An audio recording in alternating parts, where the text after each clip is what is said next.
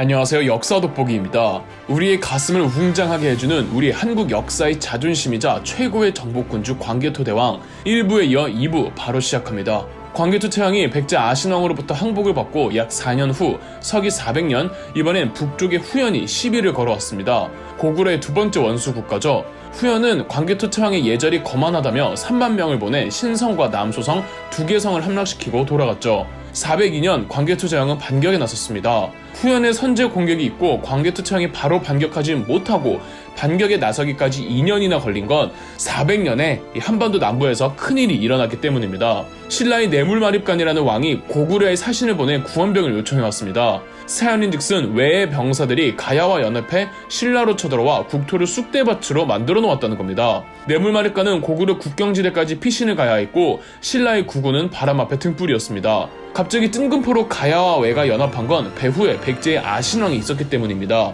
광개토 태왕에게 항복을 한 이후 아신왕은 재반격에 나섰고 백제가 또 직접 나설 순 없으니까 일본과 가야를 동원한 겁니다. 백제를 통해 해외 교역을 하던 가야와 외는 고구려의 서해안 장악이 반가울 리 없겠죠.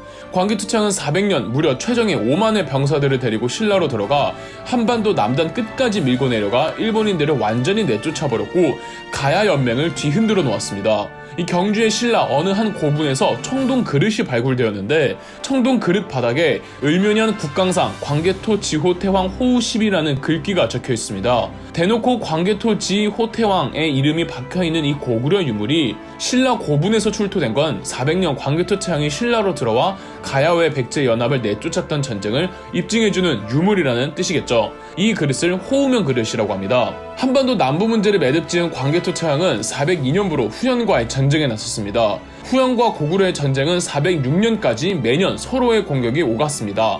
404년에만 광개토 태왕이 친정에 나서지 않았는데 광개토 태왕 릉비를 보면은 404년에 백제와 일본이 최후의 일격을 갈기러 고구려의 남쪽, 지금의 황해도 황주를 공격해왔다고 합니다. 일본이 한반도 남쪽에서 노략질한 수준이 아니라 한반도의 중북부로 들어온 건 백제와 일본이 아주 작정하고 들어온 겁니다. 아마 광개토 태왕 본인은 이 전쟁에 나서지 않았나 싶습니다. 백제 외 연합군은 몰살이 됐다고 하더군요. 이 이후로 백제 아신왕은 다시는 광개토 태왕에게 깝치지 않습니다. 다시 후연과의 전선으로 돌아와 후연과 고구려의 싸움은 단순히 감정에 치우친 자존심 싸움이 아니었습니다. 두 나라 싸움의 본질은 1차적으로는 요동 공방전이었습니다. 고구려가 후연을 상대로 이기면서 요동 지역을 완전하게 장악할 수가 있었고 광개토 태왕은 요동 반도에 비사성을 쌓으면서 고구려 수군 기지로 삼았습니다. 요동반도의 다른 지역은 나중에 청일전쟁과 러일전쟁 당시 세 국가가 목숨 걸고 차지하려고 했을 만큼 수은 교통의 요지입니다. 교통의 요지이니까 군사적으로도 경제적으로도 차지하고만 있으면 엄청난 이점을 줄 수 있는 겁니다. 후연과 고구려의 싸움의 2차적 본질은 고구려의 요서 진출 전쟁이었습니다. 요서 지역은 후연의 본진이라고 생각하시면 될 것 같습니다.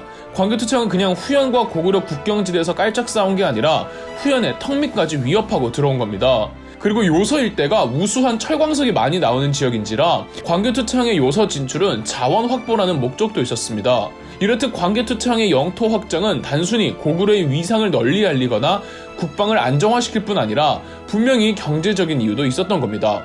광개토 태왕이 요서에 어디까지 진출했는지는 알 수가 없습니다만 그 영향력은 지금의 베이징까지 퍼졌던 것으로 추정하고 있습니다. 그 근거는 1976년 발견된 북한 남포시의 덕흥리 무덤, 일명 유주자사 진의 무덤입니다. 이 무덤의 묵서명에는 무덤의 주인의 이름은 진이며 그는 영락 18년에 죽었다는 내용이 적혀 있습니다. 그러니까 진은 광개토 태왕 때 사람이라는 건데 진의 직책명 유주자사는 고구려에 없는 관직이며 유주라는 행정명도 중국식 행정명입니다. 물론 논란의 여지는 있지만 진은 중국인으로 추정이 되며 유주의 위치가 정확히 어딘지도 알 수 없는데 고분 벽화에는 이 진이 13군 태수들에게 보고를 받는 그림이 있습니다. 13군은 유주의 하위 행정구역인데 이 13군 중에 베이징과 베이징 인근 지역의 옛 이름들이 등장하는 거죠.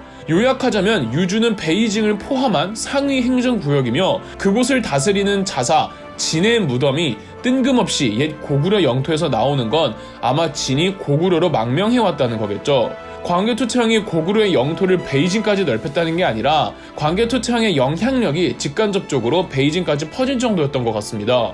402년에서 406년까지 고구려와 후연의 전투에서 이토록 광개토대왕은 후연 깊숙이 진출하자 후연은 내부적으로 크게 흔들리게 됐고 결국 407년 내분으로 후연은 멸망했습니다. 408년 연나라가 다시 건국되는데 이 연나라를 북연이라고 합니다. 그런데 북연을 세운 모용운이 자신은 사실 고구려인이라며 성을 고시로 바꾸어 고운이라는 이름을 사용하기도 했습니다. 고운의 할아버지가 고구려 고국 원왕 시절 연나라에 침입 때 연나라로 포로로 붙잡혀갔고 고운은 연나라 사회에서 능력을 발휘하며 모용씨의 일원이 되어 후연이 멸망하자 직접 북연을 재건국한 겁니다. 광개토대왕은 동족을 만나 기쁘다며 북연과 좋은 관계를 쭉 이어갔습니다. 이로써 고구려의 서북쪽 국경지대에 평화가 찾아왔고 서북쪽 전선에서 광개토대왕의 제일 큰 성과는 요동에 대한 완전한 장악이었습니다. 광개토대왕은 제위 18년째가 되던 409년 장남 거련을 태자로 삼았고 410년엔 동북쪽 국경지대의 동부여 잔여세력을 공격했습니다. 동부여를 완전히 멸망시키진 않고 어느 정도 자치권을 부여했지만 사실상 동부여는 고구려에 통합되었고 시간이 지나면서 자연스럽게 사라졌습니다. 앞서 광개토대왕은 한 차례 동북부 만주 지역에 거주하던 숙신을 복속시키기도 했습니다. 숙신은 말갈족의 전신입니다. 광개토대왕은 동부여를 끝으로 동북쪽 국경지대를 안정화하는 데도 성공했습니다. 광개토대왕의 북쪽 정벌은 첫째, 아까도 말했던 것처럼 요동 장악도 있었지만 둘째로는 고구려 북쪽 지대에서 다 제각기 살아가던 다양한 민족들을 굴복이 아니라 고구려로 통합시켰던 겁니다. 광개토대왕 이전의 만주는 분열성이 심각해 고구려가 제어하기 곤란했지만 광개토대왕의 위험 아래 모두를 고구려 사회의 한 단위로 편성하고 만주에 대한 확실한 지배권을 확립하는 거죠. 이렇게 요동과 만주를 100% 고구려화할 수 있었기 때문에 나중에 수나라의 113만과 싸워서 이기기도 하고 발해가 그 지역에 건국되어 세력을 팽창할 수도 있었고 독립운동가들이 만주 지역에서 활약할 수도 있었던 겁니다. 광개토대왕은 제위 22년째인 413년 39세의 나이로 사망했습니다. 살아생전 광개토대왕은 64개의 성과 1400여 개의 촌을 점령했다고 합니다. 광개토대왕 사후 태자 거련이 고구려 20대 왕으로 즉위하니 고구려 전성기를 완성시킨 장수왕입니다. 장수왕은 아버지의 영광을 기리고자 광개토대왕의 업적을 찬미한 비석을 만드니 바로 광개토대왕릉비 혹은 호태왕비입니다. 비석의 높이는 약 6m 정도이고 내용은 세 부분으로 구성되어 있습니다. 1부는 고구려의 건국신화와 고구려 왕계, 2부는 광개토대왕의 구체적인 정복사업, 3부는 능을 관리하는 사람들의 숫자와 차출 방식이 적혀 있습니다. 광개토대왕 릉비는 1883년 일본인 포병 중위가 처음 비석의 탁본을 입수하면서 세상에 공개되었습니다. 광개토대왕 릉비가 일본인에 의해 공개되는 바람에 일본인은 의도적으로 비문 내용을 조작했고 일본 극우 사학계의 임나 일본 부서를 주장하는 근거가 되기도 했습니다. 참고로 광개토대왕 릉비에 적힌 담덕의 풀시호는 국강산 광개토경 평안 호태왕이며 이를 줄여서 우리는 광개토태왕 혹은 광개토대왕이라고 부르죠. 광개토대왕은 생전에는 그의 연호를 따와 영락대왕이라고 불렀습니다. 유홍준 교수는 광개토대왕 릉비의 서체에 대해 이렇게 말했습니다. 당시 중국에서 비문은 일반적으로 단정한 해서체를 썼지만 이 비만은 웅혼한 기상이 깃든 예서체를 사용한 건 대왕에 대한 존경과 예를 극진히 하기 위함이었다.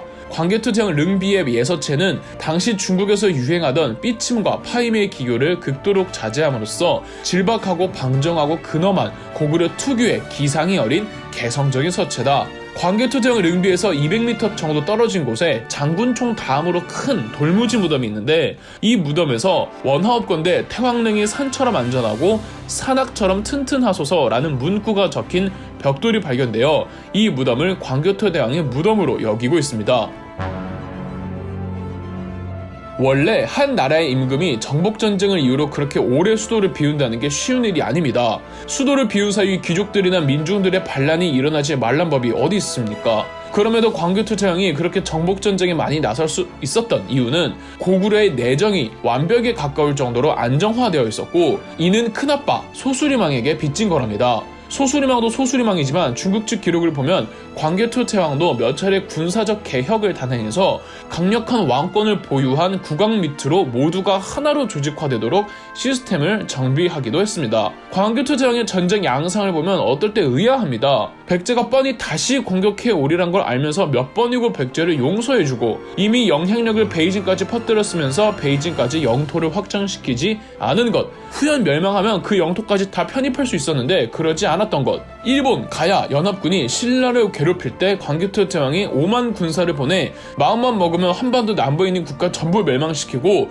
고구려가 한반도 전체를 차지할 수 있었는데 그렇지 않았던 것, 광개토 태왕에게 영토 확장은 별다른 큰 의미를 주지 못했다는 겁니다. 그가 목표했던 것은 더 높은 차원이었습니다. 광개토 태왕을 다룬 판타지 드라마 태왕사신기에는 광개토 태왕 담덕의 전쟁권과 이상향을 나름 잘 묘사한 대사가 있어서 인용해보겠습니다. 고구려 충신인 그대들에게 묻겠습니다.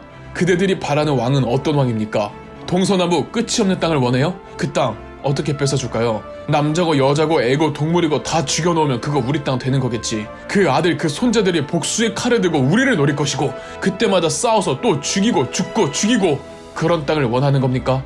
전로족장, 북방의 유목민족들은 왜 시시때때로 우리 고구려 국경을 노략질하는 겁니까? 농산물이 필요합니다. 그들이 가진 것은요?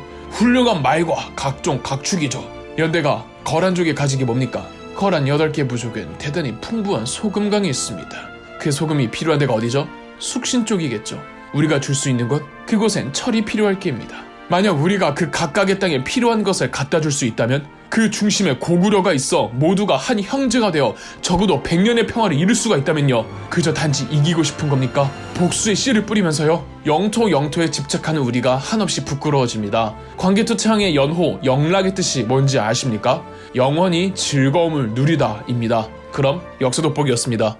영상 재미있으셨다면 구독과 좋아요, 알림 설정까지 해주시면 감사드리겠습니다.